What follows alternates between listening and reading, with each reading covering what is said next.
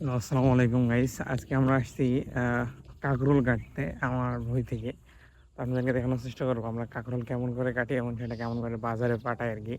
কাকরোলের ভই, এই কাকরোলের ভই থেকে আমরা কাকরোল কাটবো অ্যান্ড দেন আপনাকে কেমনভাবে আমরা সেটা পরিচর্যা করে অর্থাৎ বাছাই করে কাটি এবং কেমনভাবে সেটাকে বাজারে পাঠানো হয়, কেমন প্রক্রিয়ায় ইনশাল্লাহ সেটা দেখানোর চেষ্টা করবো আপনাদেরকে ইনশাল্লাহ। তো আপনারা দেখতেই পাচ্ছেন যে এটা হচ্ছে কাকরোলের ভই, আর এটাতে দেখতে পাচ্ছেন এটা হলো কাঁকরোলের ফুল। তো আমি কাঁকরোলের ফুল ছব দেন তারপরে হচ্ছে কিনে যে কাঁকরোল কাটছি কাঁকরোলের বানের তলে। তো আজকে আমরা আসছি কাঁকরোল কাটতে। তো আপনারা দেখতেই পাচ্ছেন মাশাল্লাহ মোটামুটি কাঁকরোল কিন্তু ভালোই ধরছে এখানে। আমরা আজকে আমাদের যে ভুঁইটা সম্পূর্ণ এই ভুঁইটা থেকে আপনাদেরকে কাঁকরোল কেটে ইনশাল্লাহ দেখাবো যে কাঁকরোল কেমনভাবে আমরা কাটি আর কি। এখানে বানের তলে কিন্তু ঢুকে কাঁকরোল কাটতে হয়। তাছাড়াও কিন্তু আপনার বলতে পারেন যে আমাদের এখানে যতটুকু ভুঁই আছে আমরা এই সম্পূর্ণ ভুঁই থেকে কাঁকরোল কেটে আপনাদেরকে ইনশাল্লাহ উপর থেকে কাটবো, কারণ উপর থেকেও না কাটলে কাঁকরোল মানে এড়াই যায়। আর যদি একটা কাঁকরোল এড়াই যায় তাহলে আপনার সেই কাঁকরোলটা লাল হয়ে যায়, পরবর্তীতে সেই কাঁকরোলটা আর বিক্রি হয় না।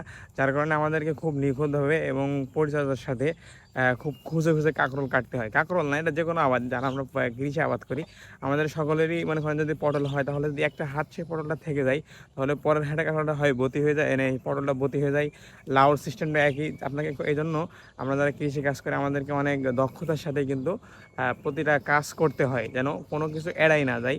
যে কোনো সাইড থেকে আপনাকে খুব ভালোভাবে কাজটা সম্পূর্ণ করতে হয় আর কি। আর এই যে ভাইগনে সে হচ্ছে কিন্তু কাঁকরোল এই যে কাটা হয়ে গেছে। তো কাঁকরোল এখান থেকে কেটে কেটে এই যে আমরা এখানে রাখছি, এখানে রাখার পরে এই জায়গাটা থেকে আমরা আর কি আপনারা সেখানে যেখানে যেটা করে বাজারে নিয়ে যাবো, ঝুড়ি হোক বা ট্রে হোক, সেটা এই জায়গাটা থেকে আমরা প্যাকিং করে বাজারে নিয়ে যাবো। আলহামদুলিল্লাহ সব কিছু পরিশেষে আমরা আমাদের কাঁকরোল কাটা শেষ হয়েছে, দেখতে পাচ্ছেন এক ঝুড়ি পরিমাণ হয়েছে। আর আমাকে যেটা তোলা দেখছেন বর্তমানে এটাকে বলা হয় ক্যাট। এটা আসলেই মূলত অনেক কাঁকরোল যেটা বলছিলাম আমাদের ভিডিওর মধ্যে এড়াই যায়, এর কারণে লাল হয়ে যায়। বা ওই যে আমাদের গ্রামে কিছু পোকামাকড় আছে ভইতে লাগে, যে হুল মারা পোকা বলে বা অন্য লেদা পোকা বলে, এগুলো যখন ছোট অবস্থায় কাঁকরোলকে আঘাত করে বা কাঁকরোলকে ফুটো করার ট্রাই করে তখন সে কাঁকরোলটা বেঁকা হয়ে যায়। এই কাঁকরোল সব কিছু মিলে এগুলোকে আমরা ক্যাট বলে থাকি। এগুলো আলাদাভাবে প্যাকেটের মধ্যে নিয়ে গেলে এগুলো আলাদাভাবে বিক্রি করা যায়। আজকে 55-56 কেজি হইতে পারে, দেখা যাক বাজারে গেলেই বুঝতে পারবো যে কতটুকু কি হয়। আর বাজারে গেলে অনেক ধলতা হয়, মানে ধলতা দেওয়া লাগে। তারপরে ঝুড়ির একটা মাপ আছে, তো বাজারে যে বিক্রি করার পর তারপরে বলতে পারবো তাদের কতটুকু হয়েছে আর কি।